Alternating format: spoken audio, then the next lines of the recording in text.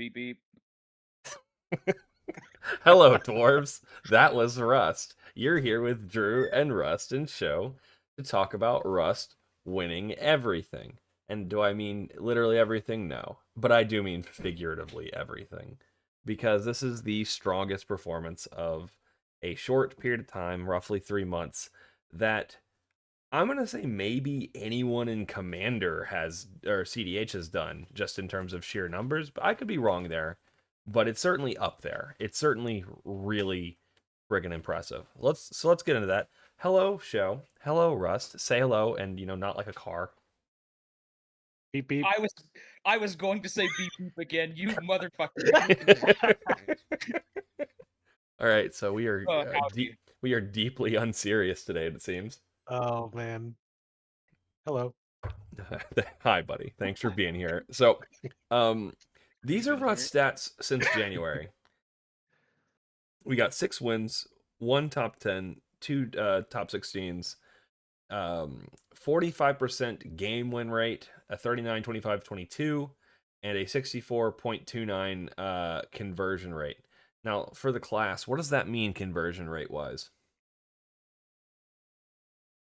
Like, what does the 64 conversion rate mean for the class? Whenever I go to a tournament and they do like a top 10 cut or a top 16 cut, that's the percentage of every tournament that I've been to that I make the top cut. So, in a game where you're supposed to win a quarter of your games, you have managed to convert into the top 16, top 10 of those tournaments 2/3 of the time, roughly. Roundabout, yeah. Yeah. That's pretty impressive. So let's go through the list. We're gonna hit the ones that we think are interesting. We may go through all of them. We may go through some of them, but we have quite a few. And Russ, since you were there, you're gonna drive on this because we're just gonna do some cool overviews of these tournaments and what you thought were notable about them. I know there's a point at which you start feeling really good about where your list currently is, and I want to know where that point was. Sure. I mean, so like since the beginning of this year, I've always been a big there are always perpetually 2 slots open where 98 of the cards feel really good. The other 2 are, they could be whatever. And then there was a certain point, I want to say, where was the tournament that I came and visited you, Show? Was that the That was the Royal Rumble. Yes. That was like January, the middle of it. Yeah, because I remember that Not on specifically. here because It's on the What? next page. no. No, I didn't do good at the Royal Rumble, unfortunately. Oh, it's the Survivor Series because that was Yeah, the the Friday Survivor Yeah. Series. Yeah. Yeah. So about the 23rd ish, and the only reason I remember that is because King's Court, fucking Steve, they got in that huge collection Yep. on like Tuesday or Wednesday nights, and this is like a couple days longer than I planned to be there Because of snow. because of snow. And he has a conspiracy foil treasonous ogre, and I'm like, hey, I liked that card. Let me pick it up, and then it's been in the deck ever since. Yeah, we can trace back our meteoric rise in terms of our stats directly to Steve buying things. Which is probably not the only we're probably not the only people to say that because people have bought a lot of stuff from Steve. If you're in the area, please go visit. Yep, great guy. So you would we have kind of a BCAD, but it's more like BT AT, like before Troger, after Troger, because you've really liked what it's done for the deck, right? I like paying all my life to cast some spells. Yeah, getting a good hand that you can actually just dump on turn 2 is pretty great.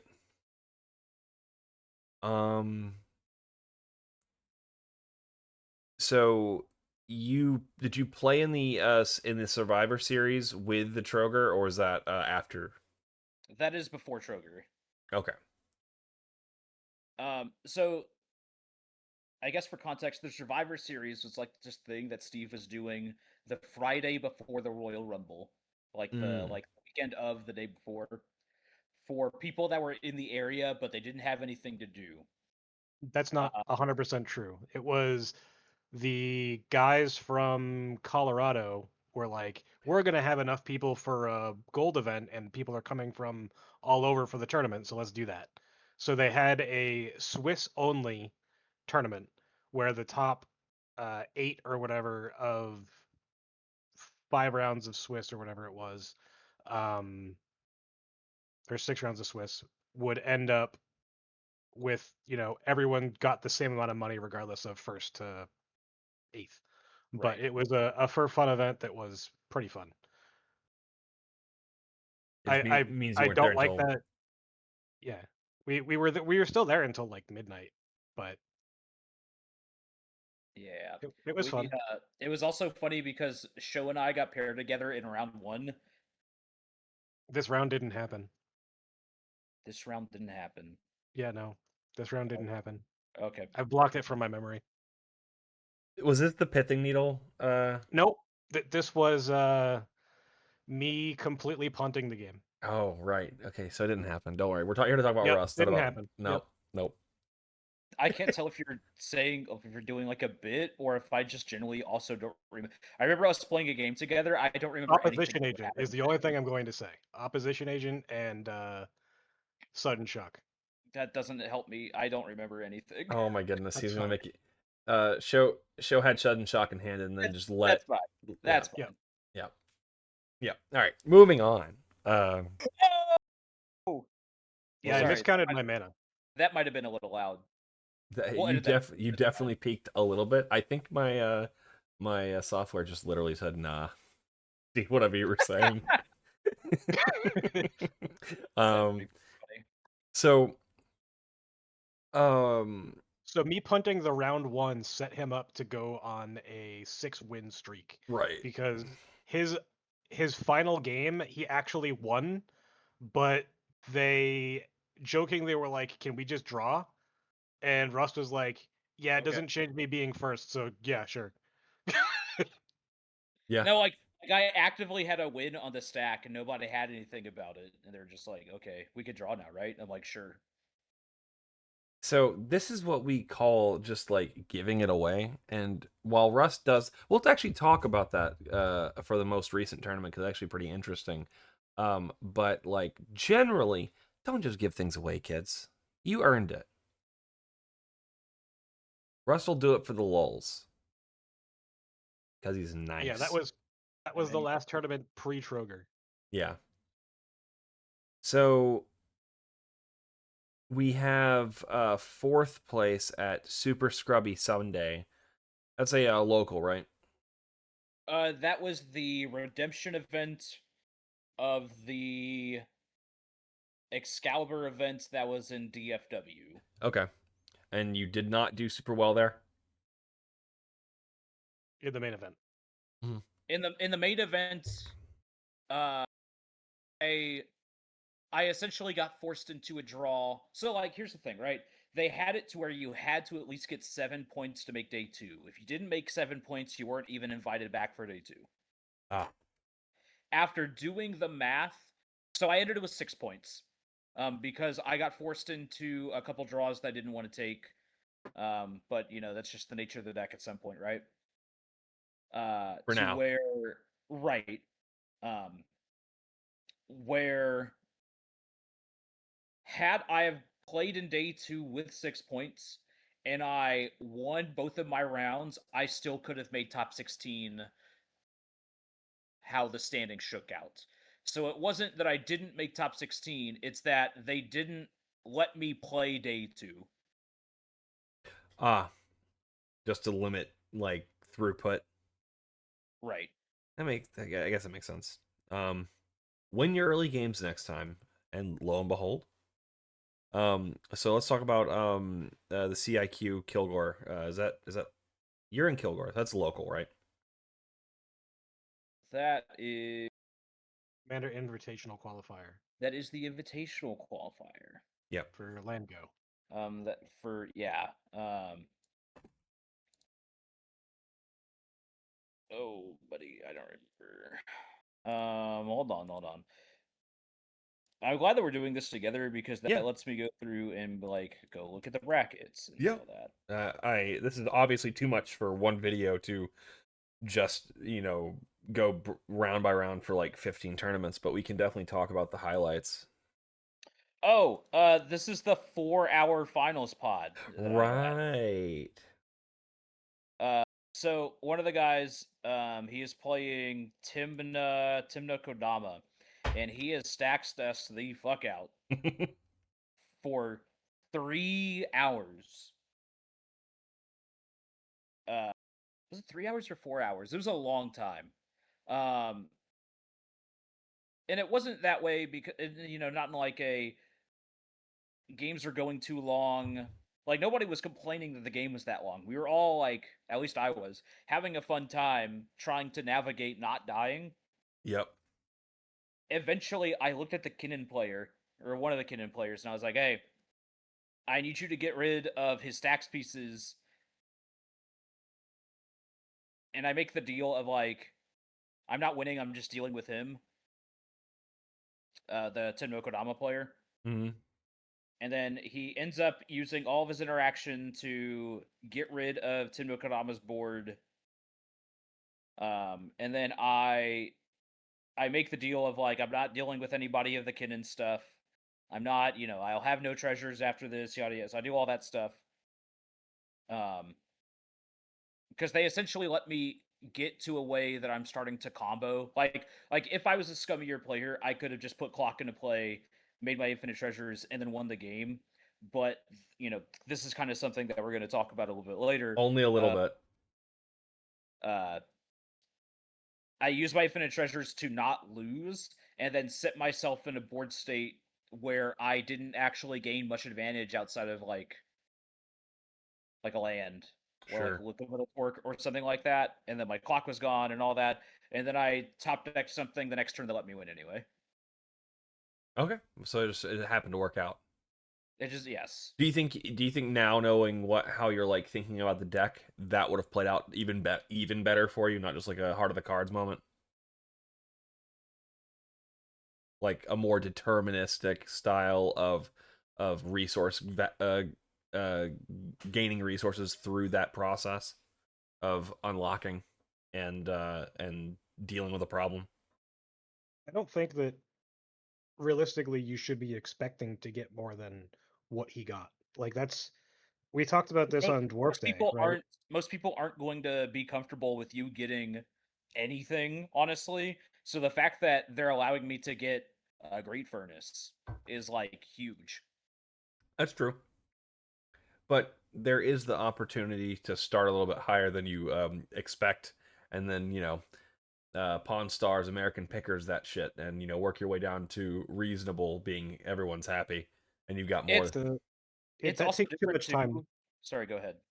That takes too much time as far as like resources, as far as time goes That's fair. to go through that process. Like you have to make the decision of what am I going to try to get out of this, and what can I afford in this position to like force through. Like, yeah, because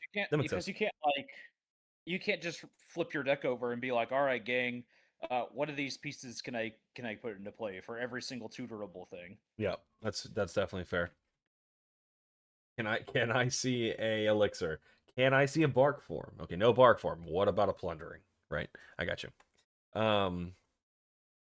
All right, well, congratulations on that one. Let's move on to the more recent stuff. What's the earliest one you want to talk about? the first one. The Gusher Crusher 6, which is a fantastic name. What you got, Rust? He said the first one. Yep. Did anybody else hear the fucking shotgun cocking before he said that? Because I All right, Old Yeller, we're going behind the house. Jesus. Okay, so this one got a little bit of controversy online, mainly because they're was a thing in the finals pod Oh, where yeah. so finals was double Magda, double Kinnan in that order. Oh, And, right. real quick, I do want to give a shout out to another person in our Discord server. His name is HD. Yep. He was in our finals pod with me. I'm very sorry that the finals ended up going the way that it did. In the way that it did, but fortunately, I took all legal game actions. I used the word of the deal versus the spirit of the deal to win my pod, and it's kind of how cEDH kind of is. And I'm not saying it's a good thing that cEDH is that way. It's just I don't have there's I have a soapbox to get on later, but it's later. right, I'll just say that I 100% appreciate why people get real salty and feels bad about these types of situations, because man, you can be so certain sometimes about people's motivations and people's and like what you heard versus what is, because the truth is like the average of the communication between people, and sometimes you can get so burned and it just feels like it hits you out of nowhere. um and for that, I just want to say it does suck, but it is the game. right. um we'll talk about the ins and outs of that kind of dynamic later. um yeah, so next is the Commander Showdown, which is pretty 510. Well, because of what happened, right? Like word does get around, so it does have an adverse effect on Garner's ability to like make deals a little bit going forward. So it's not like irrelevant either. No, certainly not. And we'll talk about the broader strokes and like how So that. like Good. let's put it this way: there was a point where multiple win conditions were on the stack from multiple people, and I had an opportunity or a window to push for a win, but I had to talk my way into letting me win. And the talk was essentially, if I stop X while not doing Y, then they will let this thing happen, right? Right. Unfortunately, when they wanted that, they did not specify. So like some of the things were like, oh,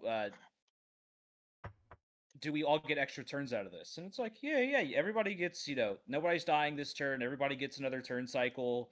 Nobody's going to have permanence during that turn cycle, but that wasn't specified in the deal. Right. Yeah. You did the torque game. Right. Right. And sorry, friends. I'll just say this ahead of our big conversation about lying and the art of the deal.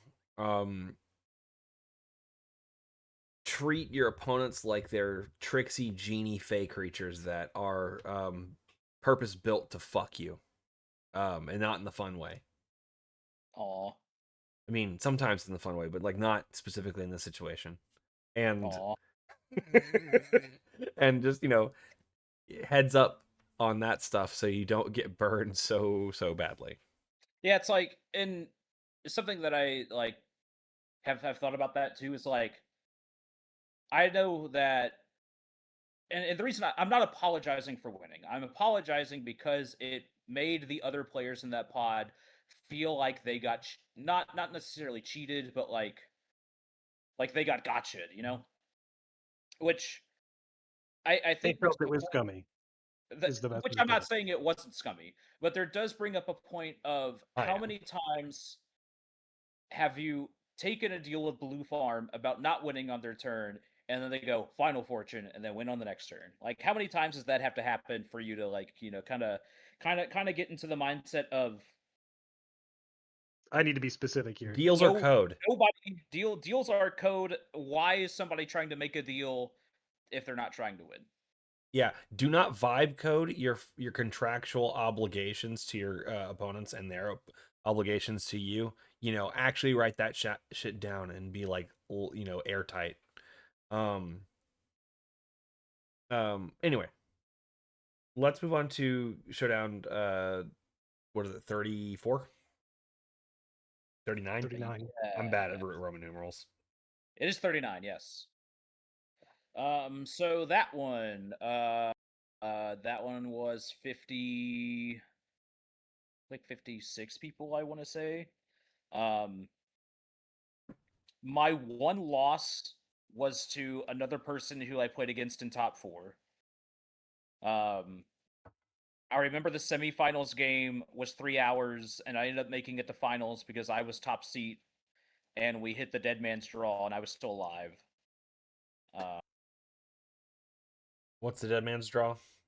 So essentially, there is a what is the word that I'm thinking of? There is a hidden timer that is not public that dictates how long a semifinals round is going to be. And the reason it's not public is so that we are taking game actions blind in a meaningful way, so that we're not trying. So like first seats can't just like stall the game out, right? Right. I think we were in the final turn because we're on an instep because there were a bunch of Born Upon a wins. We were in the final instep for almost an hour and a half before everybody just, the timer hit. And then once the timer hit, it went into who's the highest seeded player still remaining. And, I was still in the game, so that was me. That's an interesting mechanic. Like, there's obviously it's there to stop you from because you kill a player or like I don't mind that as an option. It gives you incentives to be the first player. It also allows the players to plan around it, but it changes the game state in a way that like you're not just getting gridlocked for a long time. I mean, 4 hours is still 3 hours, 4 hours, however long it was, is still far too long for a game of Magic.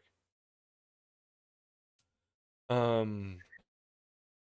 mean, congrats for that one. That's a 58 or 54 players. That's a lot. And then I also remember the final spot of this because they wanted to split prizing, which I was okay with splitting prizing, but I wanted to play for points. Okay. Because it was going to be a gold event, right? Right. For a silver event or gold, well, it was going to be worth top deck points. So, and the Atali player in our pod, he goes nuts. He casts Atali like 3 or 4 different times in the same turn, and at one point he ends up exiling my Clock of Omens. And I'm like, guys, I'm pretty neutered. I wouldn't worry about me. And, we take some game actions, turn goes around, and I go to my turn, and I cast the Stalactite Dagger. And, so it's Kinnan and Shodokan. They read the card, and they're like, this is just a 2-mana dwarf that protects your stuff from Bowmasters. So I'll let it resolve. And I just have an activation at that point. And I was like, I'll grab a Battered Golem. I'd like to equip the dagger to my Robo guy. I'd like to make infinite treasures. And they go, wait, what? And I'm like, yeah, it makes Battered Golem a dwarf. And then they look at each other and they go, do you have anything about that? And they both go, no. And then they point at the dagger and they go, did you know it could do that? And they both go, no. And then they reveal like 5 counter spells between the two of them. Yikes. Yeah, no. That's the benefit of being a Kindred deck, man. You just sometimes have cards that don't do anything, and they're like, wait, that does that? Right. The funny thing is, half the time the card ends up just being a 2-mana dwarf. Right. So they're not fully wrong. Like 90% of the time, it's just 2-mana colorless dwarf. Yeah. Yeah, for sure. All right. That's a good recap on that one. What about you bubbled on the CLG one. Do you want to talk about the bubbling real quick? So I ended up in 18th after all the standings, but after Swiss was over, I was 17th. Spectra top 16, I got knocked down another place. Somebody else had better opponent win percentage after all that. 17th place, also a Magda player, by the way. So 17th and 18th. Bubbled. Both bubbled out. Yikes. Really unfortunate. We had the same record. So in my game for so the CLG cEDH showdown, that is the Hunter Burton. That was 199 people. Is that lots, right? a lot of people. It was a lot of people. It was over 100 for sure. Maybe like 150. So the thing with that is they brought out it was 125. Want to get the number right on that. So they had out some content creators in the space, and on Friday they were running like challenges or like trials to where if you go 2-0, you will get a bye for round 1 on Saturday, which was the main event, right?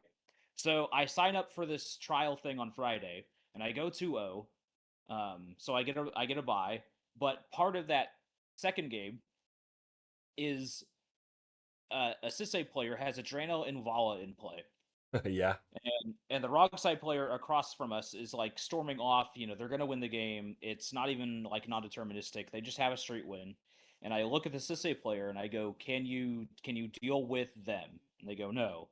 And then I look at the Drano and Vala and they go, and I say, Can you get rid of your Drano and Vala? To which they say yes. Yeah, because I can get Urtai, right? No. They just have Chain of Vapor in their hand. Okay, yeah, there you go.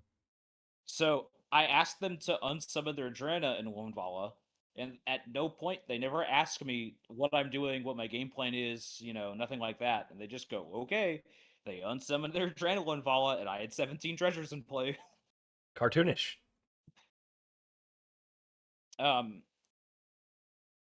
So fast forward to the main event. It's round 5. This is the last round of Swiss. And I end up getting paired with that player again for my win and in. Right.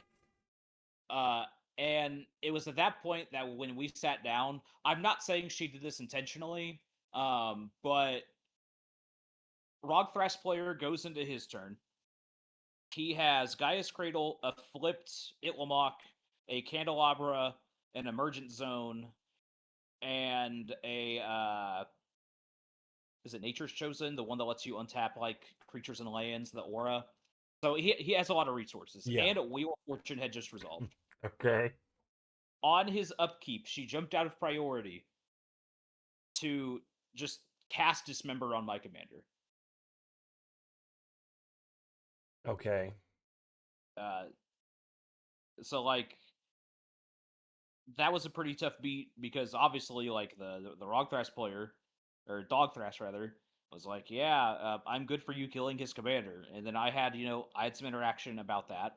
And then because I had to spend all my interaction dealing with not losing my commander, the Dogthras player cracks his Emergent Zone and then flashes in an Aboro Breach Collar.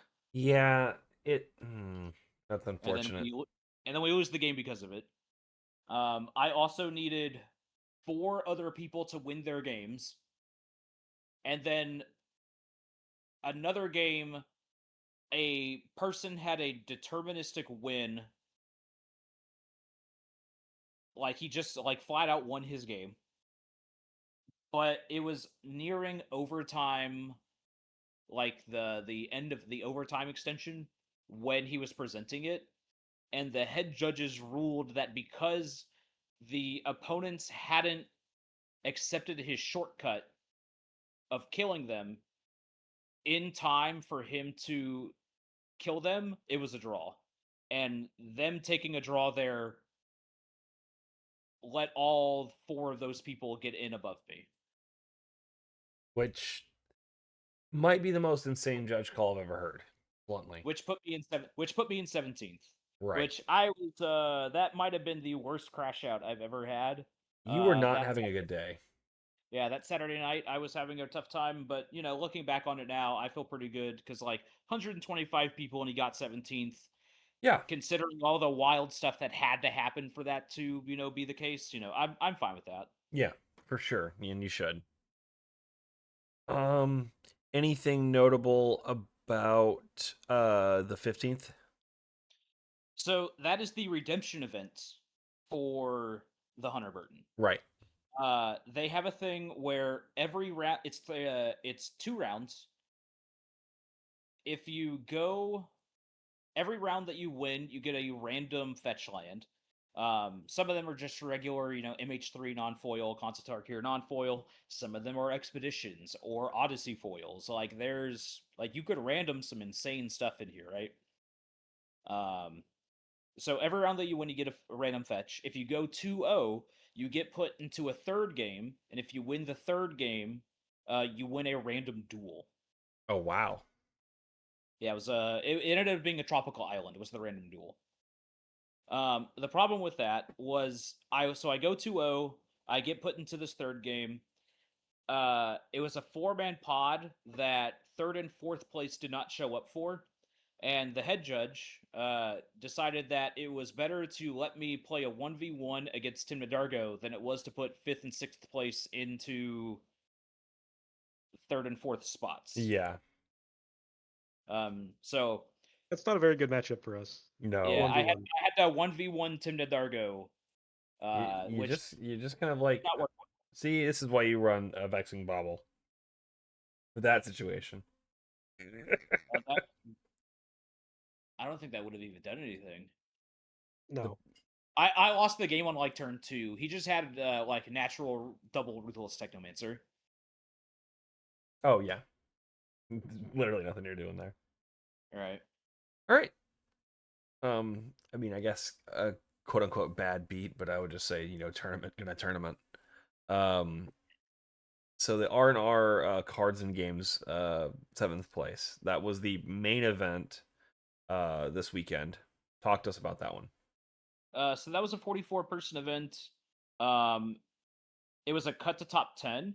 And the other cool thing about that is the 10th place person was also a Magda pilot, Johnny O, something like that.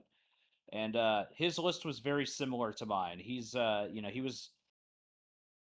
I want to say that we met once before in a Waco event, but more of like a, oh, you play this deck. And then after, that, he started to be like, oh, you really, really play this deck. And I'm like, yeah, I do a little bit with it. So this was the first like meeting where we actually had like, game between the two of us, right? So to speak. And he was like, yeah, I ended up just modeling my list off of yours. I think when I looked, we were only on like a non-land 2-card difference.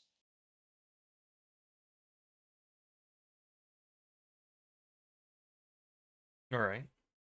So two cards different between the two of us, not including lands. Yeah. It's like you and I are right now. Essentially, yeah.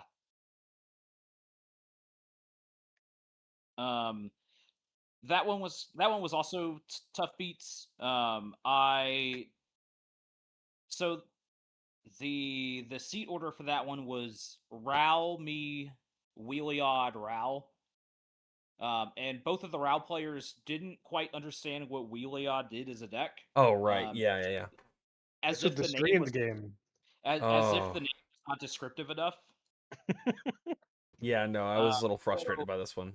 I watched this tournament live. So in the semifinals, I have an activation on my turn, but I have to get through both Ral players' turns to get to my turn. So Heliod has his commander flipped, and he's got basically no mana.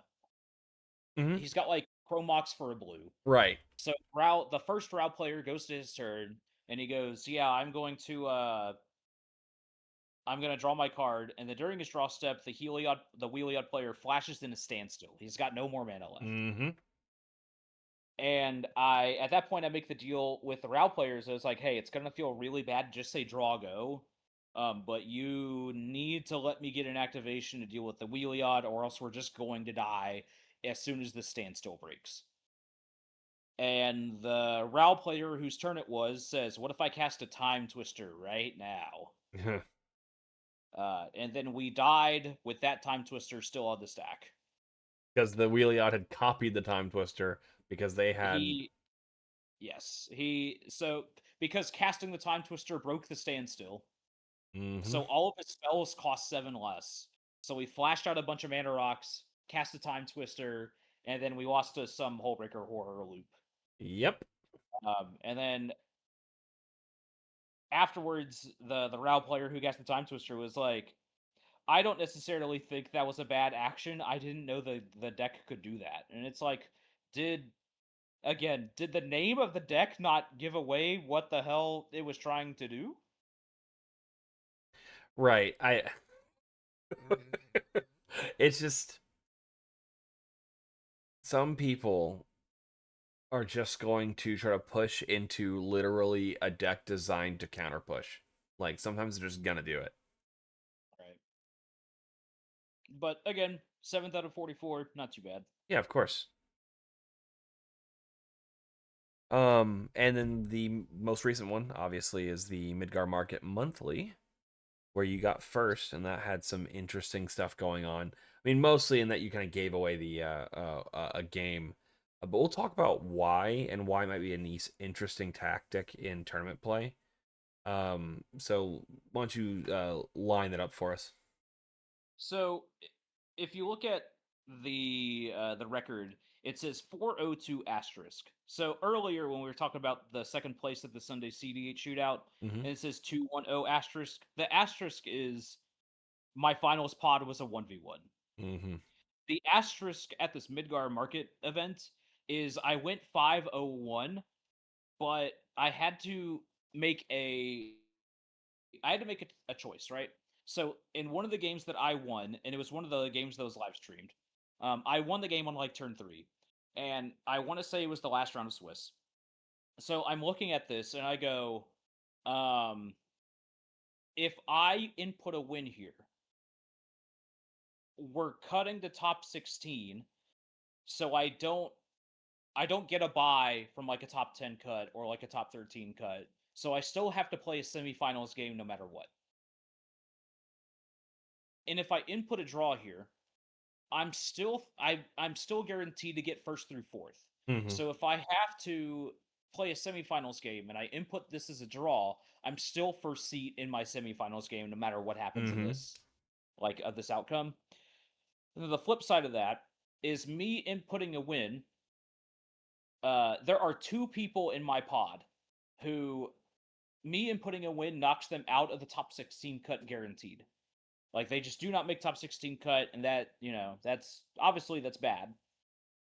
For people, right? But me inputting a draw makes it to where they could possibly make top cut. And the way that I looked at it, and obviously, these 2 people, I want to play against them in top cut because I know how they play and they know how I play. So I took a strategic quote unquote draw to better improve my chances at playing a game I could win in a semifinals versus playing a game I could lose in semifinals to other people that I don't know or don't know me as well. Right. And bluntly, there's some positive EV in just the goodwill. I mean, I wasn't even thinking about that. But no, it's also, I mean, that's probably the least, I want to say, legitimate reason to do so. But saying I would rather these people be in my pod because I can like judo them if I have to is I beat them once, you know. It's a very fair way to look at it. And I don't even know if it necessarily is like not like there's an actual game theory reason behind it, and it's not just would feel bad if I was the reason these people didn't make it to top 16. Right.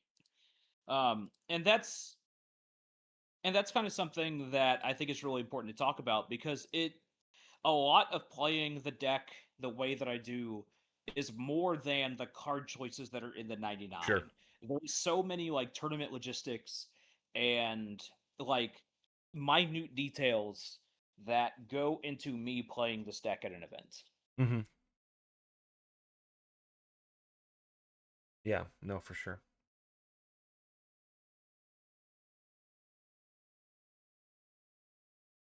And you feel like just generally that kind of strategy works out for you. Just I mean, I guess would you continue to do that? Um, Oh, 100%. I've done it in the past before. I'm not gonna say I do it all the time, but like I have won games and then input them as draws, like strategically. okay, interesting. Um, Now there is a weird way like thing where it's like, well, what if the so if I'm in that situation, right, and the two people that I beat that I wanted to see in top 16, obviously they're going to be okay with the draw. But if for whatever reason the fourth person in that pod was like, I would rather you input it as a win and not give me a draw, that I don't do that because like I'm Well, I'm not trying to make people upset with it. It's only if they're okay with me doing that, right? also you can't do it, right? Like a draw is agreed to, and if the game has been won, there's nothing you can't downgrade your win into a draw without mutual Right, agreement from right, the right. part. Yes. That's what I'm trying to get out. Like the draw has to be agreed to. Everybody has to agree for me to input it as a draw. Right. And that's how you got through your semis into your finals, which I believe was that was the split, right? Uh, no, we ended up playing. Oh, right, So right. I watched we it. so we were yes, we were talking about doing a split because we had been there for almost like 15 hours or something like that. And then one guy was like, "This is my first top four event. I want to play." um, which I was fine with. Yeah, Like all these other people that were like, I want to take a split. They maybe had like a 30 to 45 minute drive home. I had a 2.5 hour drive home, and I was excited as fuck to play this top four game. sure. And I will say it was a fun top four game. I watched the entire thing and it was fun. I'll link the VOD in the description. I highly recommend you watch it because it there's not much better about being the mono red deck with every piece of fucking interaction you need. You're not like, flush with it, but you have exactly what you need to go over top of exactly what their opponents have, and there's nothing they ever could have done. Like watching that sequence, and then you just flip over the red blast. I'm just like, oh, chef's kiss, so good. Or was it pyro? I think it was red blast. But anyway, you had the counter spell. It was I great. had a return. No, return the favor is what you use to get them, and then they were trying to get you again later as you pushed again, and they were like, oh no, I have the red blast.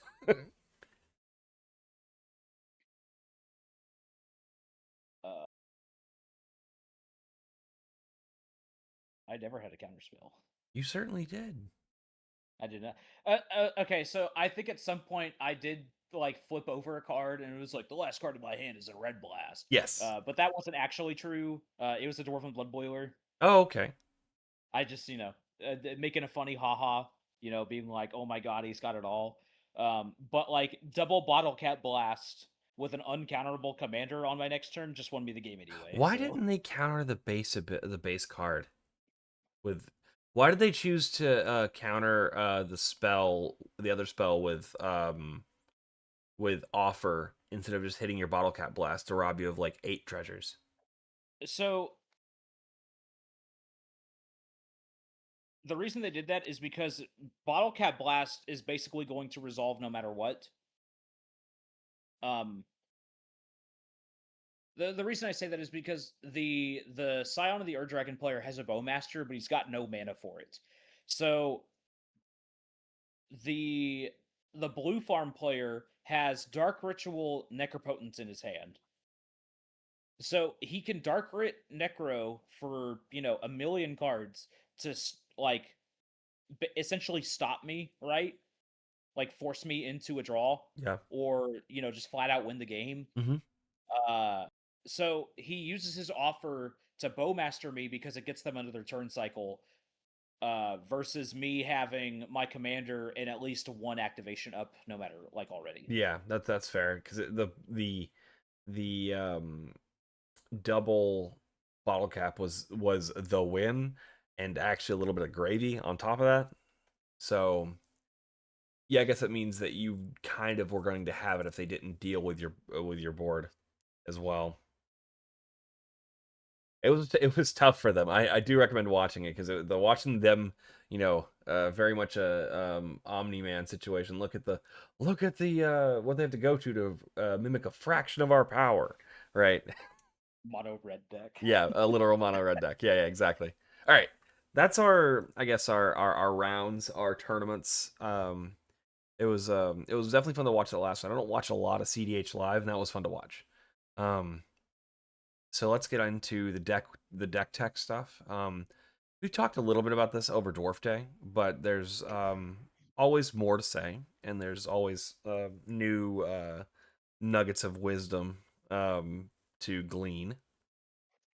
And as always, we're going to be comparing the Magdanomicon to the brewer of choice here, which is obviously Rust. How you doing over there, Show? I'm alive. Alert, awake, enthusiastic. Yes, maybe. All right. Joe and I are thinking about the exact same thing right now. Pizza? That pizza is gonna be so good. All right. So, the big differences between the Nomicon, and I would say it would be fair to say right now, Show, that the Nomicon is very close to turning a page in terms of like some build decisions into a new chapter. So the current version of Rust's list is 2 cards off of my own list right now. Mm-hmm. It's something that both of us have been working together on consistently for the past like 6 months. Yep. And it's something that we both feel like in the current meta and Yep. the current way that cEDH is played is probably the way that Magda should be played, Mm-hmm. unfortunately. Because we've all loved our stacks pieces for years, but they just don't do what we want them to do. There are certain cards that I don't want to get rid of because I like the value of them, like Disruptor Flute.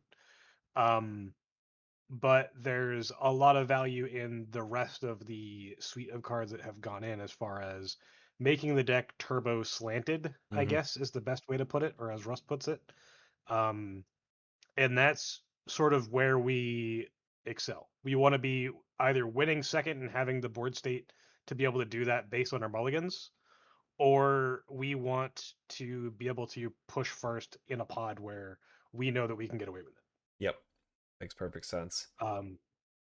So things like Damping Sphere and things like Vexing Bauble were removed because they don't really do much for the main game plan of the deck. It's just, okay, I'm stopping my opponents and then this thing gets bounced and then I lose the game. Cool.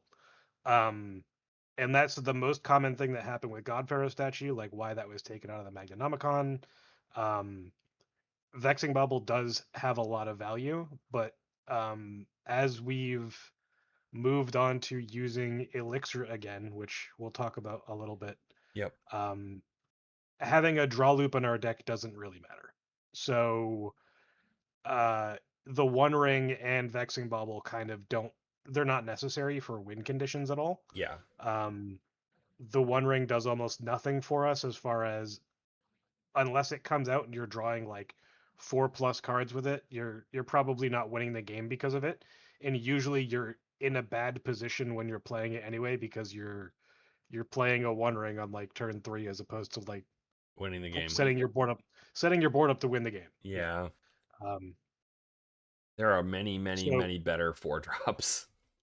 yeah, so it's like you're gaining consistency with your mana value with what we've done with playing Rite of Flame, playing Grim Monolith, and Troger is sort of a very explosive card that can win you games based on what we're playing.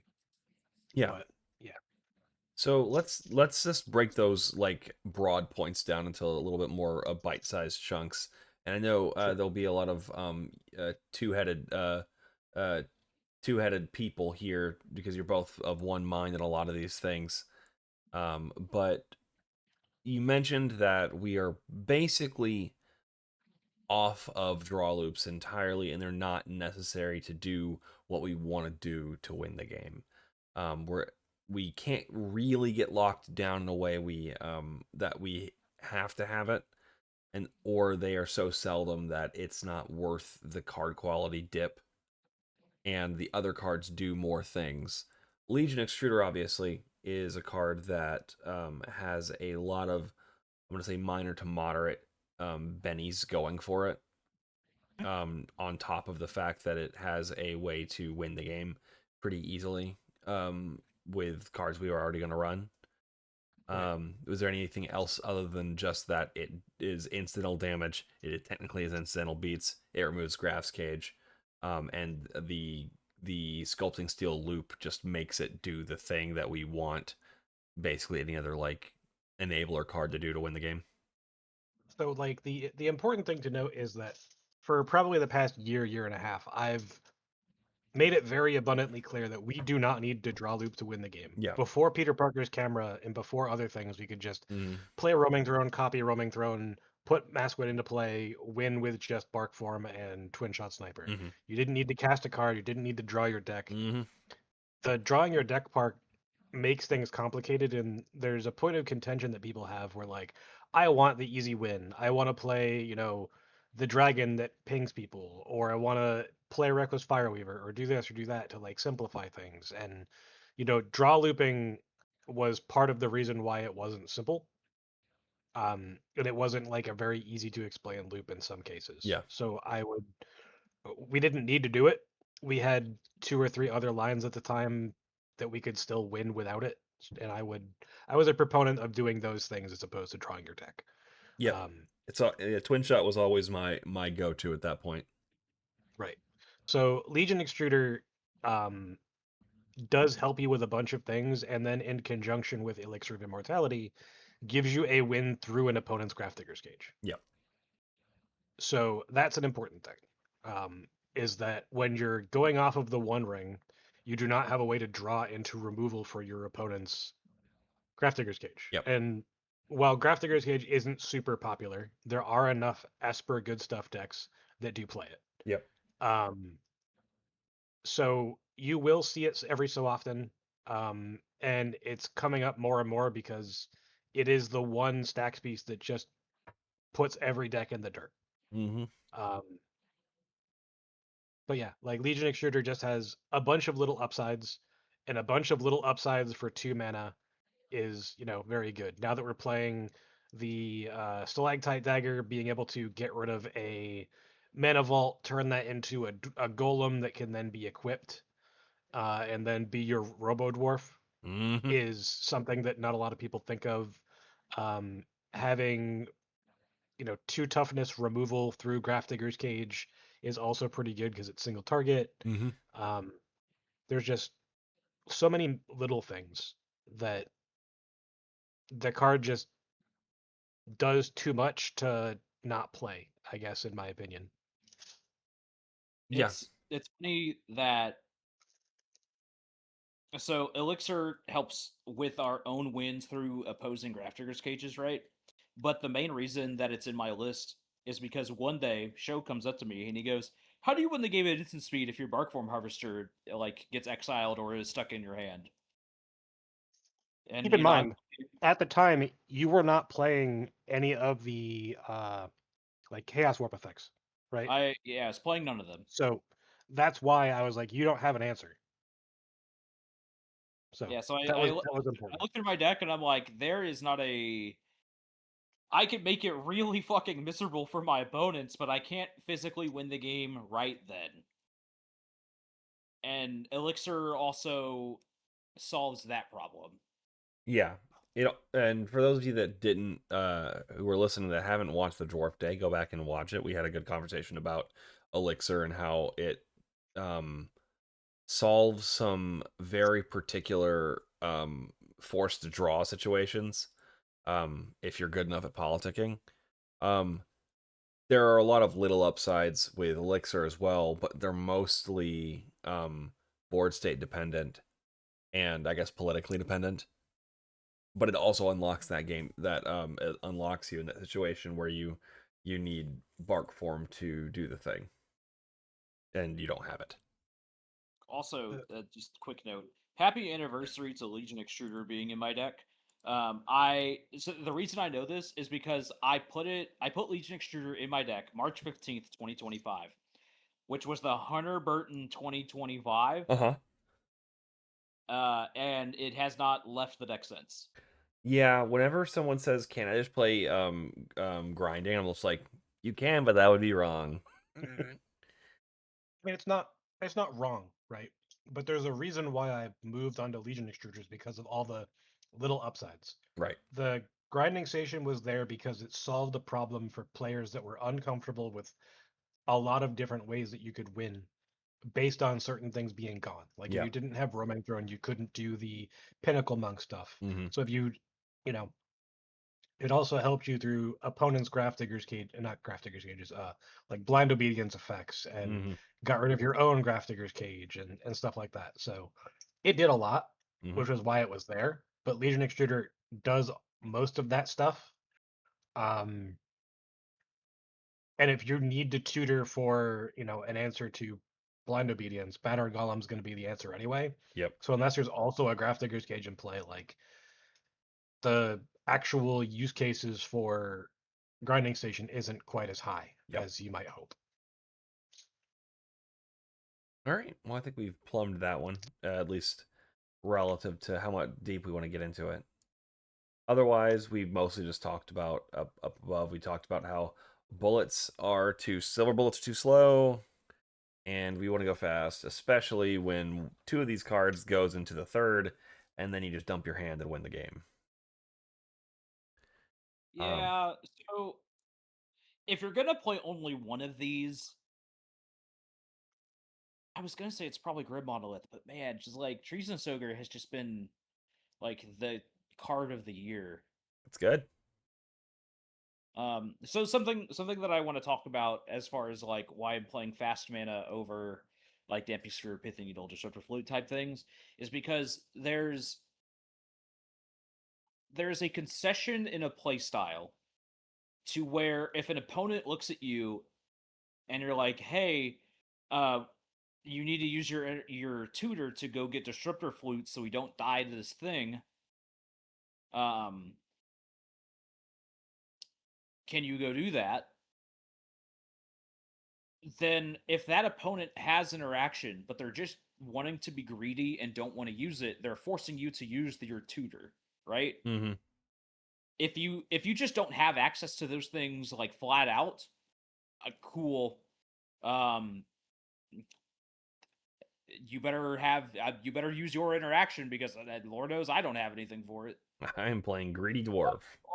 Like it eliminates spots where people can try to force you into a draw because of like specific board states or like game plans where I've noticed I have taken a lot less draws since cutting a lot of the more controlling pieces. Win or loss, take that as you will, but I would rather lose a game than draw a game from a standpoint, but not from a tournament logistics like thing. Okay. Which of these stacks pieces do you think it has the most merit still? Probably Disruptor Flute, and this is something that I was talking to Show about the other day. I really want to find a place for Disruptor Flute in my deck, not because I think I want to play the card, mainly because I want to be doing my combo, and then like in the middle of it, put Disruptor Flute into play, name Crumb and Get It, or the one with nothing, or fucking You Are Already Dead, and then just continue my loop. You're such a dork.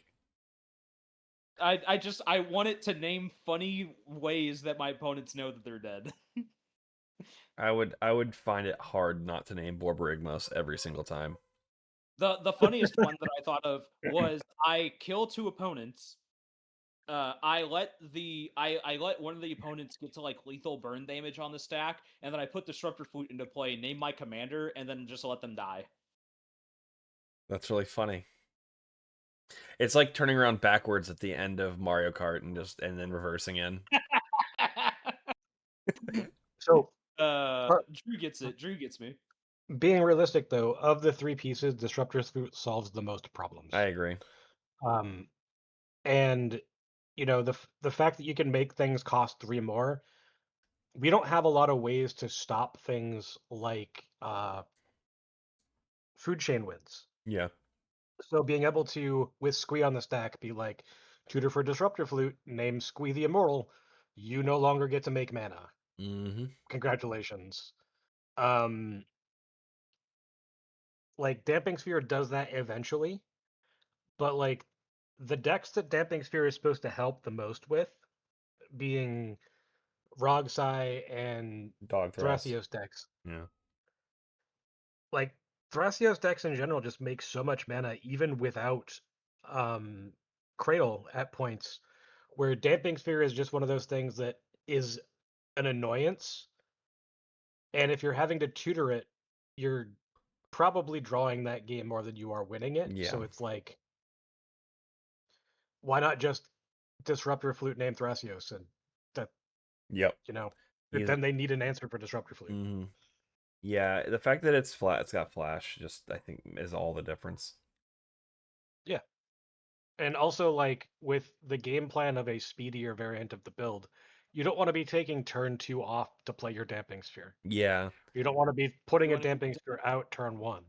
You Like, want the to be only using turn 2 to help progress your win on turn 3 or turn 4. Yeah, and the only decks that you really want it against are like the pure turbo decks, so like Mhm. Ral and Rock Science. Rog Science. Yeah. So it's like, I don't think we're in a meta where you're seeing those decks 50+% of the time, or even 30+% of the time, where a Damping Sphere is worth it because of that. Yeah. Like, the cradle stuff is nice, don't get me wrong, but I don't think it's enough. Yeah, I agree.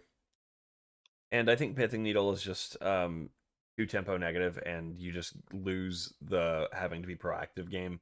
And the fact that it's 1 mana doesn't really matter anymore because we have too many good things at 1 mana. So I've had Pithing Needle do a lot of work for me, but that's also because of my own meta. Yeah. But at the same time, like, it shouldn't be my responsibility to play control in that manner. Yeah, I agree. manner, I hardly know her. Damn. Any other thoughts on go faster, do more, win games? Now, so I'm not gonna say play this like the speedy stuff in like a Rogsai or a Ralway, Yeah. where they have anything. I'm just gonna cast all my spells. Like they're at least in my opinion, there is a method to going fast that also doesn't just throw somebody else the game. Yeah. I mean, I think it comes from the same kind of place where we recognize that like shop is a turn 3 ritual in the same way that maybe you don't dump your entire hand on turn 1 and then let Rogsai have a free game when Blue Farm stops you. You just have to be Like a little more disciplined. like there are some games where I just use Treason Soger as like, Oh, I cast paid Magda again. right. It's like Treason Soger has been command beacons 2 through 4 before. Right. Yeah. That's fair enough. And also, like, Treason Soger just says, Ristic Study now has an additional tax of pay 3 life on my spells. Mm-hmm. Like, I've done that before. Yeah, that's fair enough. I mean, you don't gotta pitch me on Troger. I got him sitting staring at me right now. I'm gonna slot him in. So one more thing we want to, or an ultimate thing I want to talk about with deck building. You're cutting the worst interaction for more stuff like Flare of Duplication and I guess Molten Dupe is another good example. Yeah, Molten Duplication. You So, just like, think Zoyos is doo doo, right? Yeah, I don't know. I just make it 1 mana. I'd play it if it was 1. I like Zoyos a lot. But if you're moving away from needing to use Pinnacle Monk as like a win condition, it gets a lot worse. Yeah. I still don't like Flare Duplication. I know that the ceiling of I'm going to copy my own whatever, or someone doesn't have a counterspell for the original spell, and I'm copying something and getting my roaming thrown into play and then winning on the stack on top of someone like Court of Calling or whatever. Um, those do happen, right? But they're so few and far between that usually Flare ends up being used as a defensive piece, and like the sack on turn 2 or turn 1 is so debilitating that you're probably losing that game. So like it's really situational as to when it does the thing, but when it does the thing, it wins you the game. So It's like bad return the favor in that sense. in a way, um, because generating treasures is how we win the game, Yeah. and getting rid of our ability to do so sucks. Unless like you're copying something, and then you're going to be able to use Magda as your whatever, and then replay her the same turn or on the next turn cycle or whatever. Um, there are some situations where that's going to come up and be a viable choice, but like I don't know. I think the card talking about like usually defensive decisions in our deck are not always the best. Flare just is used defensively far too often for my liking at the cost of too much of our board state. And if that doesn't get us to a draw, it usually isn't going to get us to a win unless it's very specific. So part of the Flare being defensive thing too is a lot of the times like if I'm playing against Ral or some of these turbo decks like Atali or something like that, right? Mhm. Where maybe I get a turn 1 but I don't get a turn 2. Playing a 1-mana dwarf on turn 1 lets me have interaction. Sure. So I use it a lot there, but also like I mean the most like use case scenario is like I'm attempting a win, they have a counter spell, all of my stuff's already crewed, and then I Yep. just I sack my crewed thing already. Right. It's more like a fourth red blast in that context. Uh, Or yeah, but like especially with the rise of the Thrasios decks and all of the Court of Callings and Finale Devastations and all that stuff. Like what's that. the pattern? Let me tell you. Nature's Rhythm. Uh, I have had. It also feels really good when there's like a spell on the stack that you really want. Um, that they're going to counterspell it, and then you go, oh, flare it on top with the original already having a counterspell being pointed at it. Yeah, Yeah. turn order can really get you some positive EV. You can get kind of a 3-for-1. I have played a lot of games where somebody went to go commandeer a Rhystic Study, and then the Rhystic Study player countered the commandeer, but they didn't counter my commandeer. Yeah. Yeah, that's certainly It, fair. I'm and interested I in ended up trying with it. a Rhystic Study. I'm interested in trying it. So, the We'll see. other thing that's also really interesting to note is that flash photography is everywhere right now. Yeah. And flaring a flash photography should win you the game. I forget what flash photography does. It copies It's the 4 mana for a sorcery, 2 blue. It has flash if it targets a permanent you control. Create a token of create a copy that's rewind it. Create a token that's a copy of target permanent. Oh, right, and you can and you're kind of swatting it to your you're doing the flash photography at your own thing or copying it in this context. That's interesting. Right. and getting their smothering tithe that they're trying to get for themselves, and now your opponents really need to be careful with how they're doing things as Mhm. far as their card draw. Otherwise, you just win the game. Yep. All right.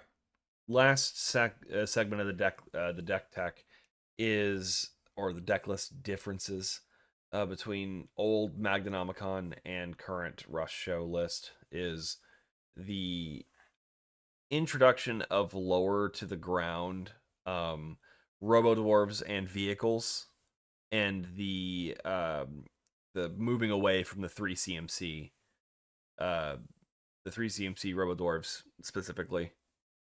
Yeah. This is where Russ and I differ, but Mhm. I'll let Russ cover this first. Sure, go for it, Russ. What's your take here, So- bud? So, if you look at Magda just in the overall meta, right? People don't like us. People think that we are, people think we're fucked. Like, and not in a like funny haha way. Like we're gonna take their lunch money. We are, the bullies on the playground, so to speak, right? Yep. Like my brother in Christ, Rogsai is sitting right there, and you're worried about me. So the point that I'm getting at is people think really low about us in the context of how confident they feel when we sit down at the table. Mm-hmm. So if I can play cards like Molten Duplication or High Speed Hover Bike that do what I want, but in a way that isn't just telegraphed on the board, because sure, this is something that I have with Fur Core specifically, because a lot of people seem to really like the card, which I'm not saying the card isn't bad, but you put Fur Core into play, everybody is on DEFCON, DEFCON Red, high alert, we're going to lose the game, everybody blow all of your interaction, or they go, well, I can force a draw here because I can stop you, but I can't stop the Magda player, or vice versa, something like that. So Fur Core ended up losing me games or forcing me into draws I didn't want to take, which there is the thing about using Clock of Omens and Elixir to deal with the problems, but not being able to win with minimal value gain and all that. But I don't like being in those spots, so I try not to play cards that put me in that scenario. Plus, so Molten Duplication also has other applications outside of just copying a dwarf. Yeah. Like the base floor of it is 2-mana Strike It Rich. That sometimes wins me the game. Mm-hmm. Because it makes an artifact dwarf. Mm-hmm. I've used this as a colorless Cabal ritual before. Copy my Grim Monolith, copy my Mana Vault. Mm-hmm. I think that also with it, you can molten dupe your Portal to Phyrexia, you can molten dupe Zorn or a Roaming Throne, Yep. or molten duping Zorn is something that I've done quite a lot. That's I want to say that was something that I did on camera this past weekend. But outside of that, there's also just good things to be molten duplicating. Anyway, Axguard Cavalry, Dwarf with haste, it can give his other thing haste. Professional Facebreaker is also pretty good. Knuckles, Jesus Christ.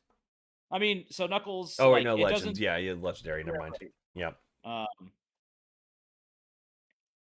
It is actually good with Go-Go. Yep. Depending on the board state, because you can go to combat with Go-Go, make 4 treasures, and then if you have a vehicle, you can cast Molten Duplication on your commander to essentially reset your commander, which makes you 2 more treasures, so you can convert mana to treasures if it's second main with Go-Go. Yeah, makes sense. There's a lot of play to it. I've also been really happy doing it on Stalactite Dagger, because sure, the dagger may not stay, but that shapeshifter's there forever. Right. Yeah, no, it's an interesting little combo. I hadn't thought about that one. A lot of lovely moving pieces that just give you free value.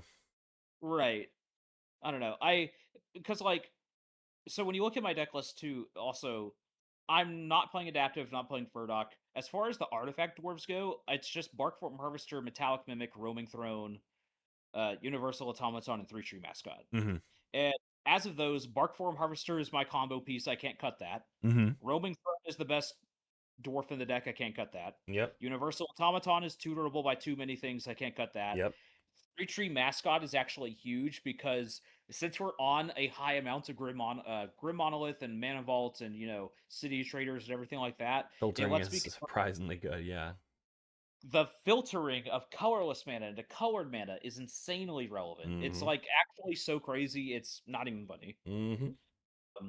The only artifact dwarf that I'm like considering cuttable is Metallic Mimic, but I'm keeping Metallic Mimic in because a lot of the times I end up where I need a ladder into like there does need to be a specific density of dwarves in your deck to win the game, and Metallic Mimic fits into the density graph of where I want to be.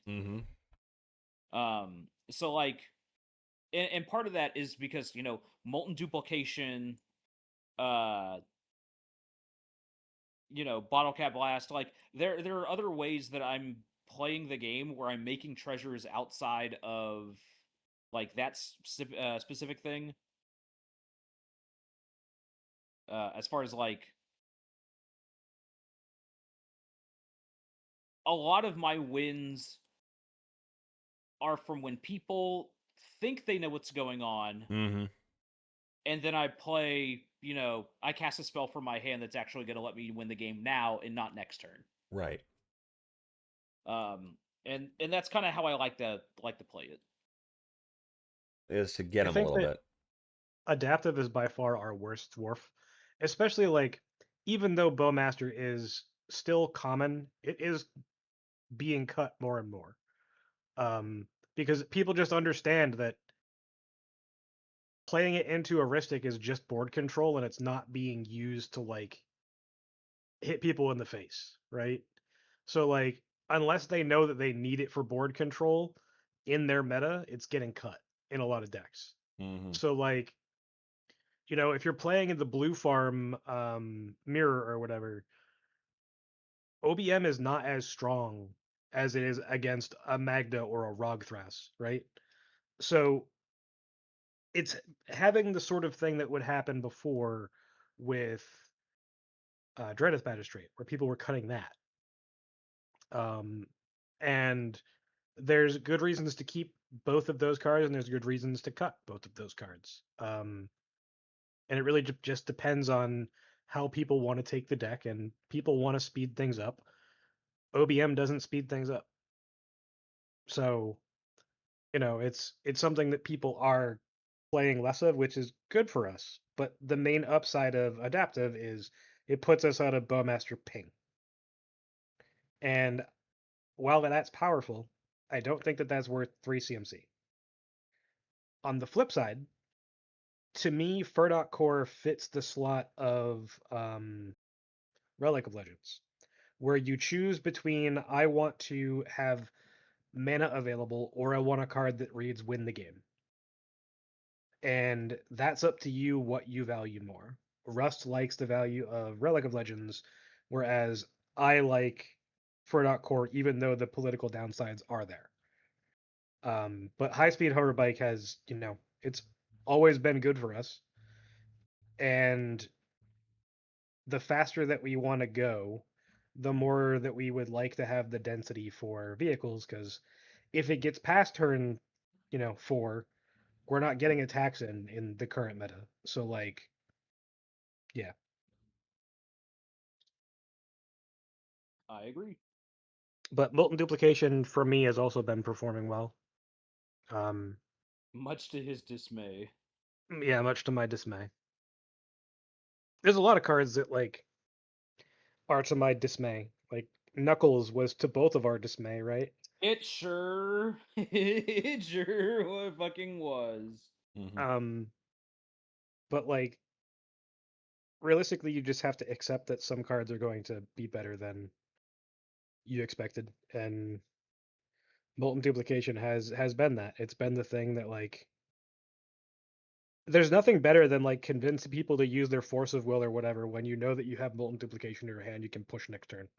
Like because there aren't many things in our deck that will just allow us to win that need to be force of willed. It's like roaming throne, whatever, and they're like, I don't want to use this because you're gonna play your roaming throne or your Furdok Core or whatever, and you're just like, I'm not going to play a roaming throne. I'm not going to play, any of my artifact dwarves, you're good to counter this. Like, yeah. And that's also where like you have to be kind of specific as to the wording of things, because molten duplication technically is an artifact dwarf when it copies a dwarf, but you know. I don't have an artifact dwarf in hand. Don't look. Yep. Yep. Didn't even think about that. All right. Well, I think that more or less covers the deck. Let's talk about the elephant. So as I'll talk about lying briefly, and then we'll talk about your particular situation a little bit, and then we'll talk about how we feel about it. So lying is the legal kind of lying is when you are lying about future game state actions you might take, will take, or what have you, related to derived game state actions or game information.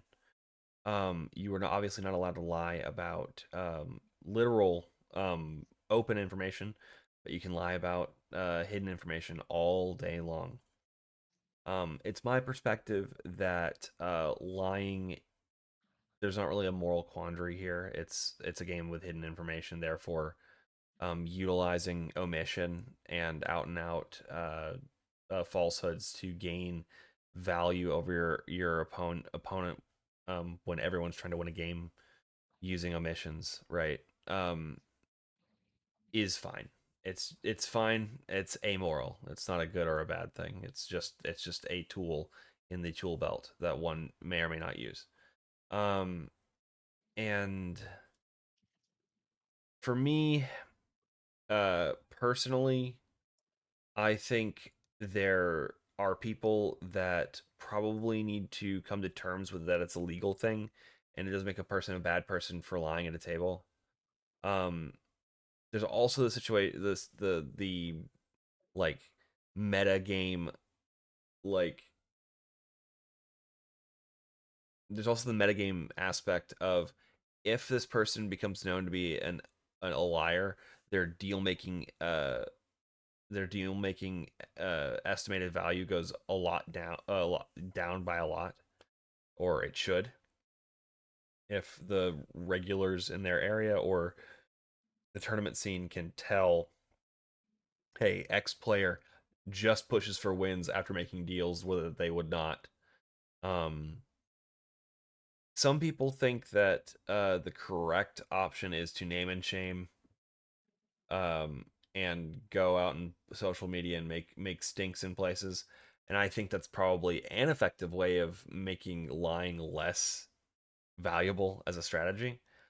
But having recently gone through it with a buddy, I can say that I would rather players get better about talking to each other and locking down the spirit of the letter of these agreements, rather than getting really mad and causing people emotional distress by trying to, you know, put them on blast for taking a legal game action.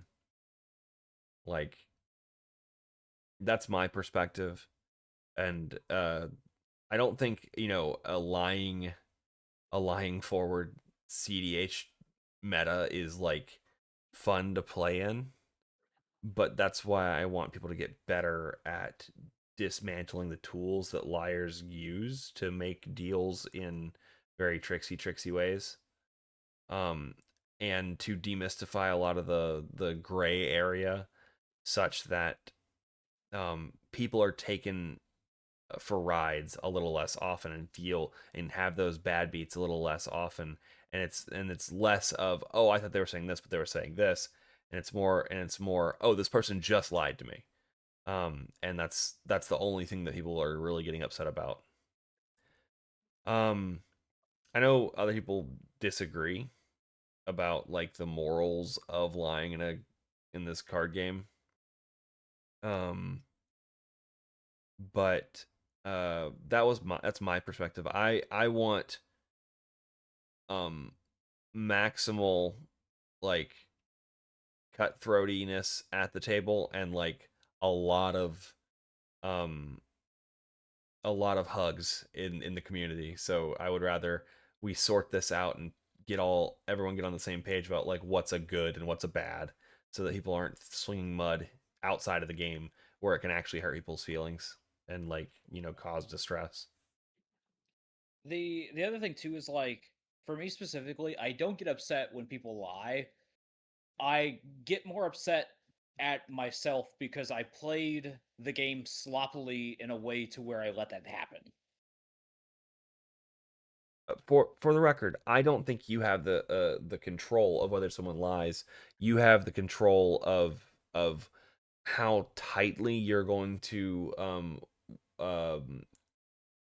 how tightly you're going to write this agreement with this potential genie so that you do not get monkey's pawed, right? Like you have the power, as it were, up until the point they just literally break the letter of the law, and you had no way of stopping that because you took your game actions, you agreed to a deal, and now they have the game actions they can take that can subvert the deal, right?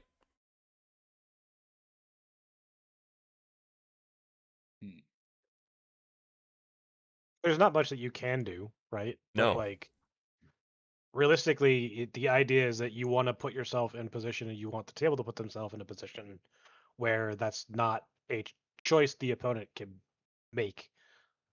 Like ideally you have the tools to not allow that situation to come up to begin with, which isn't always possible. But yeah, like lying in general is an EV play. Either you think that it has high EV or you think that it doesn't. And yes, there are some players that are considered strong that are known to break deals a lot, and they're still performing well in tournaments.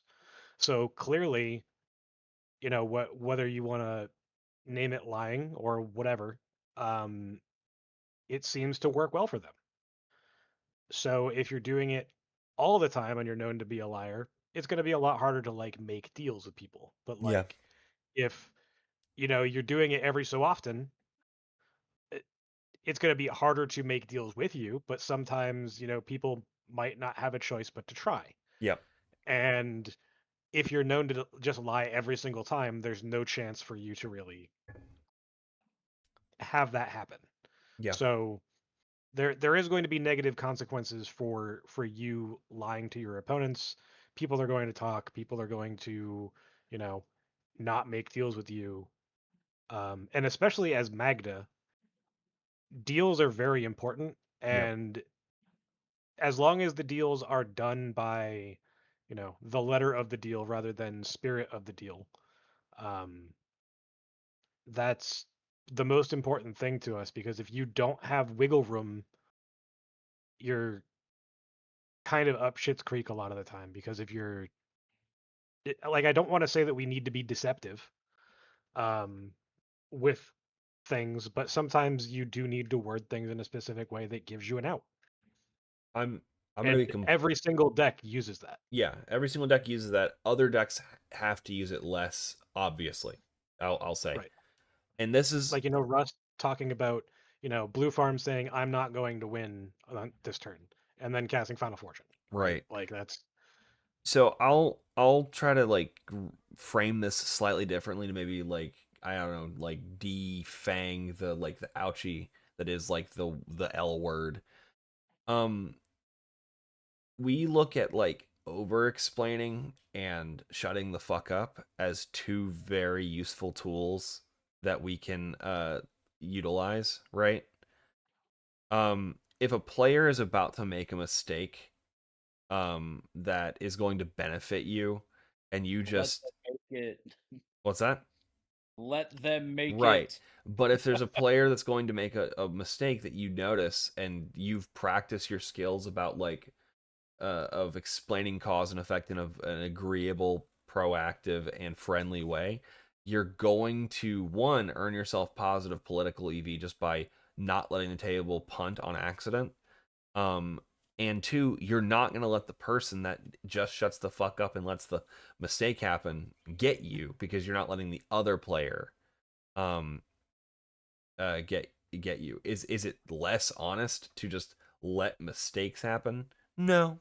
But you are omitting an explanation you could have given about the literalism of the game. And I just want people to like extrapolate that like mentality of like I could say something right here, but because it's not going to benefit me at all, I'm not gonna. I'm gonna let my opponent punt. That is, take that to its natural extreme of they could have locked me down better in an agreement that doesn't. Um, they could have locked me down better in an agreement that doesn't have any wiggle room, but they didn't, and I'm not gonna fix that for them because at the end of the day, your job is to be a pleasant player, not to be a player that doesn't take take all their outs, right? So, being sloppy or making sloppy deals, as it were, on when you're benefiting from the sloppiness, no problem, do it. When you need to tie someone else up in knots, do that. They're both tools, right? Utilize them.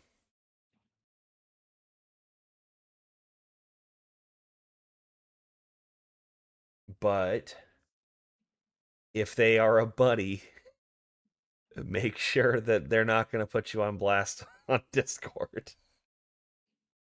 before you monkey's paw them.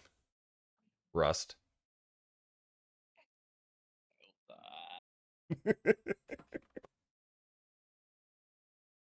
Man, where's my pizza guy at? Right? It's been like an hour. It like we started this episode with pizza. And there's yet to be pizza. You've talked enough that I've gotten to eat in the middle of this, so I'm very happy with that. Okay. Well, we were supposed to get pizza together, you motherfucker. Oh, there's no honor in this mind, guys. We're all just Apparently lying, not. cheating, eating dwarves. Probably you're lying right now. Do you have any more thoughts about lying, Rust? Do I have any thoughts about Or lying and deal making and like Sure. I don't know if this necessarily pertains to lying and deal making specifically, but I do have like a just like a thought. Sure. More people should be okay with taking a loss.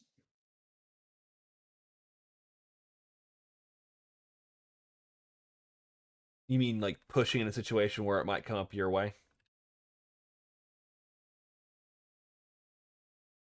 Or what do you mean here? So it depends on, so if you're going to play with a bunch of people that you know regularly, or if you have a name that could possibly get around. Yep. If you are going for a win and player A said, or player, whatever, says, I'm going to stop you unless you take a draw because I can't stop this other player. Let them stop you. Take those 0 points. More people should be incentivized to not reward people for forcing draws in games that they shouldn't be forcing draws in.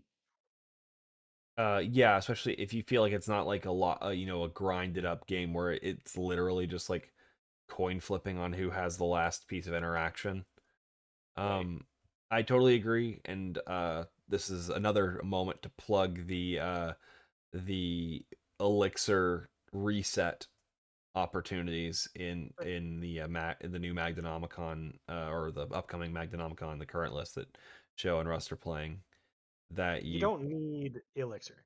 you And don't need this Elixir. is the important part. You can do it with Bark Form Harvester and Sculpting Steel, but one of those things is going to end up in the graveyard if you're not using Elixir. Right. Like, so you have a lot less control over your outs if you're trying to like leverage leaving Clock of Omens in the graveyard.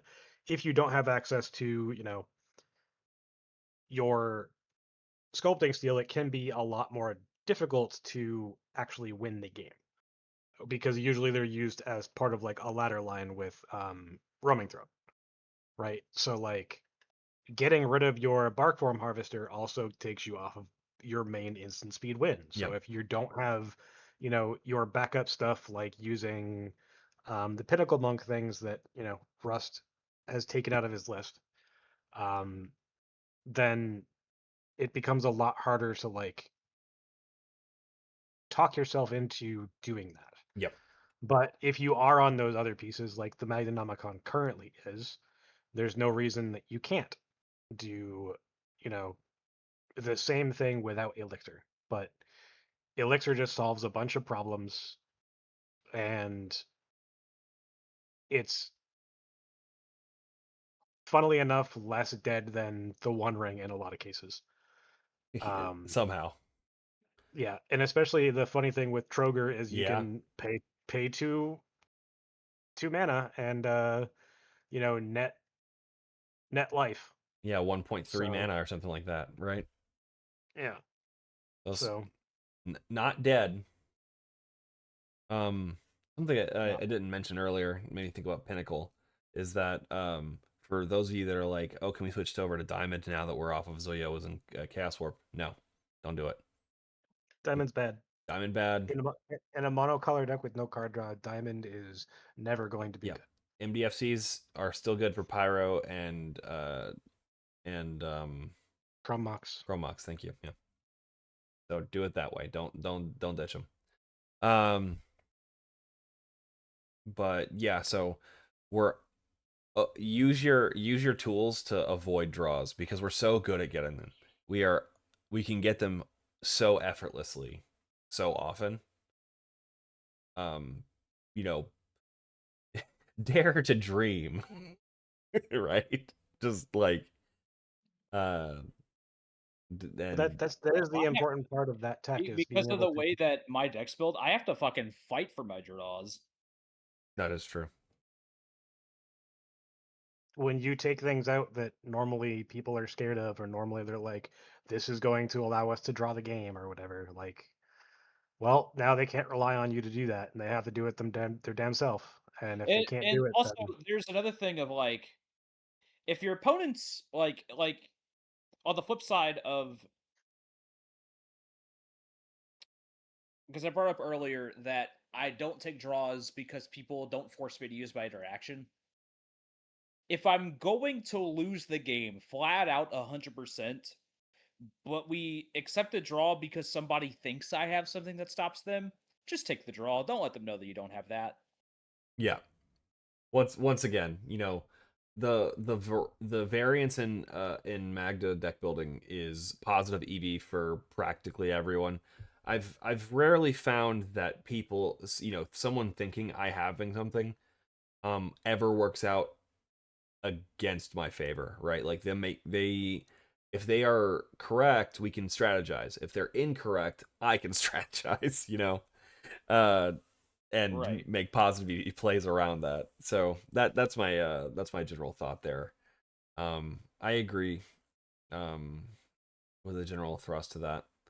And the closer that having to use clock or some combo to make treasures to deal with something means they have to let you get to a point, they have to let you get to it, right? It's not like, okay, you can have one search to get the one thing. Now to neutralize, you have to break escape velocity, and there are opportunities in that, right? Not necessarily honorable opportunities, but opportunities that you should at least be considering when you're talking about this competitive game. I'm not endorsing it, but I also don't care. So, this new deck building strategy we're going through is highly interesting. it's also unfortunately very player skill reliant. Yeah. Which unfortunately Magda, because of how cheap it is a deck that a lot of people push players towards when getting into the format, because for some reason people don't talk about just proxying decks for whatever reason sometimes, and because Magda's cheap, they're like, go play Magda. And the skill ceiling required when you take out a lot of these tools that like can help draw games or solve problems or whatever, it's very high. Yeah. And there's not a lot of players that are going to actively be able to pilot the deck in this form very well, unfortunately. And that's not trying to like dog on players or whatever, but just as a general rule of thumb, it's not going to be easy to navigate some of the situations that you're going to be put in because you don't have the tools necessary to deal with them that you would otherwise normally have. Right. And not to denigrate any of these wonderful, you know, less skilled but very valuable and valid players.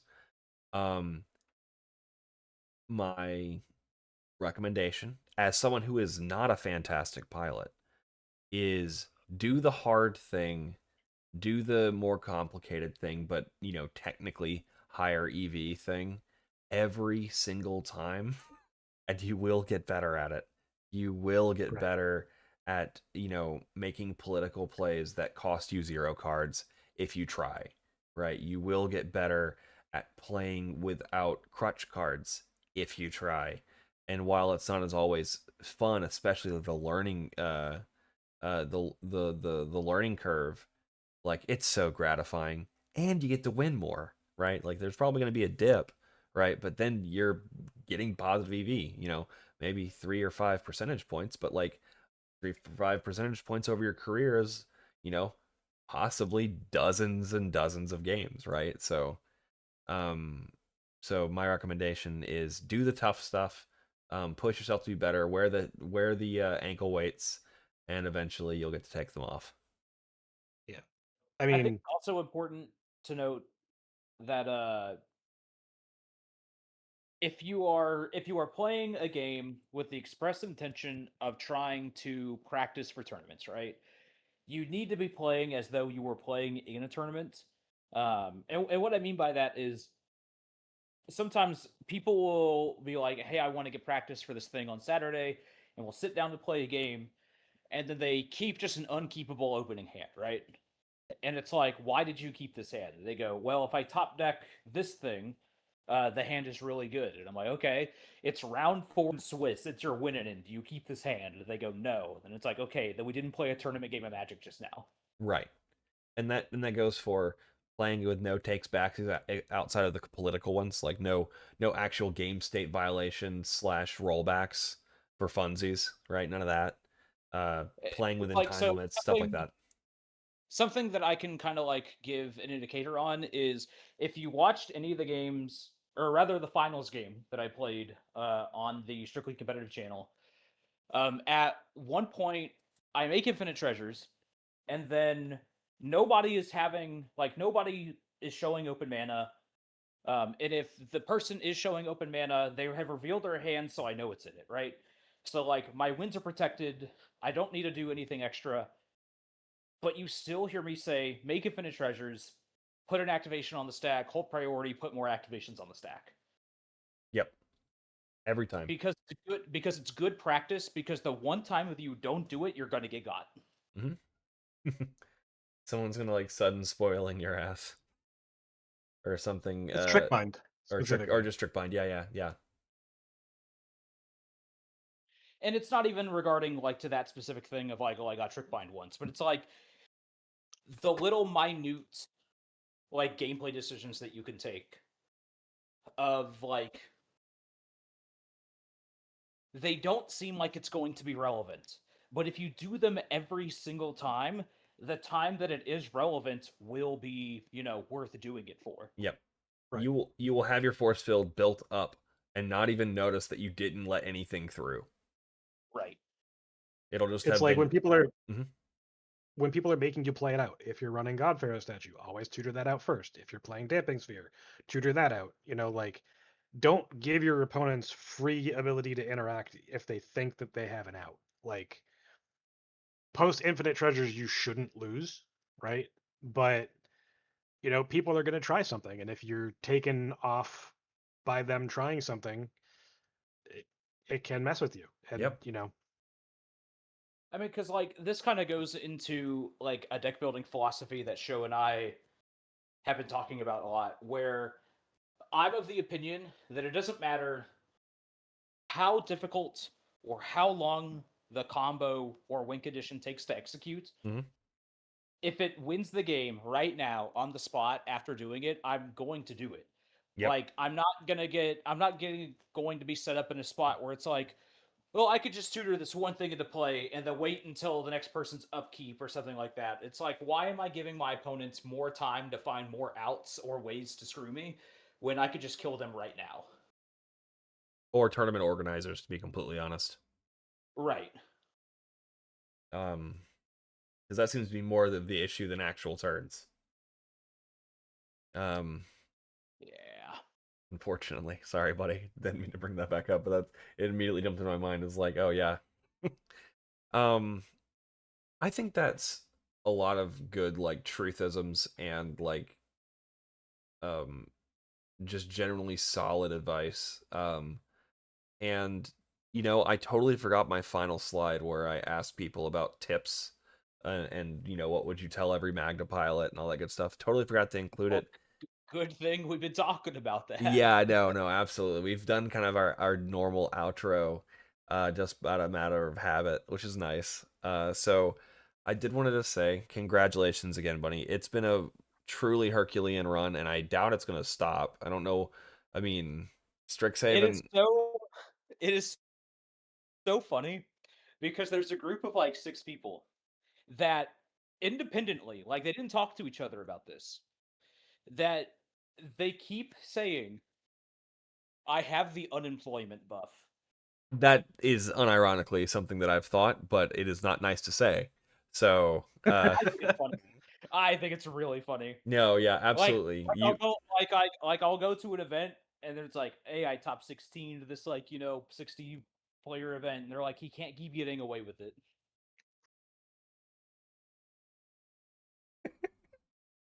Oh man.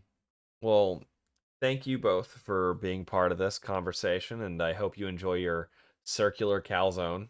And I hope you both have really good luck. I hope I get to play at some point decently soon. I'll make plans for that. I guess quick thing on my end. Yeah. This weekend is the boil because it's Mhm. currently the 27th when we're recording this. Is that right? 26. 26th. Yeah. 20, sorry, the JST again. Yep. So if you, because I assume this will be out before then.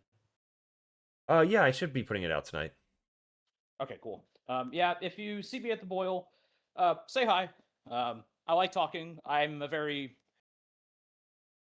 I'm generally a pretty outward person, so if you see me, please say hi at an event. I'll be more than welcome to talk with you, see what your deck list is doing, talking about the event or the weekend. Just